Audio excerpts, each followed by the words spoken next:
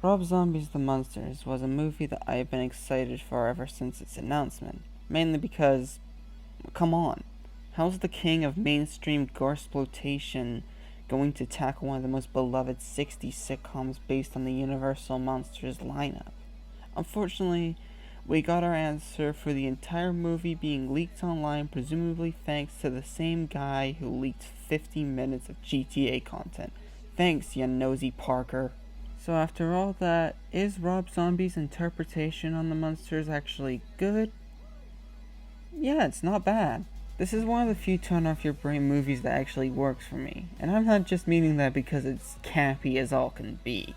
The set design and cinematography just looks so visually appealing, and this will probably go down in history as the only movie where brightness over exposure worked in the film's favor rather than against it. Even when the entire movie is in black and white, it still has a sense of color surrounding it. And just like in the original TV show, I absolutely adore these characters, with their personalities being as vibrant and zany as the world they live in. Also, Hurley's in this. That's an automatic 5 stars there. And finally, Herman Munster. Just Herman Munster. There is a reason on why he's so popular. Now I know what y'all about to say. Brycey, me boy, you're heaping praise on so many aspects of it. Clearly, you adore this movie, which I say, no. Even after 3 consecutive viewings of this movie, I'm not sure if this film has a story or anything. It's just the characters being themselves for an hour and a half, which I'm fine with, but eventually you're gonna have to justify this movie's existence in order for us to care. And as much as I love the cinematography in this, I feel like they're trying way too hard for a movie like this. I get understanding the assignment, but by God, is this really necessary? The editing here is just adequate.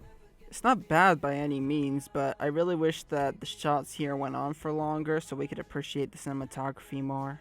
I've also had the feeling that Dee Wallace and freaking Elvira was put in the movie out of spite. They're just there, never to make an impression at all. But by far the biggest flaw with this movie is pretty much what everyone else has said about this already.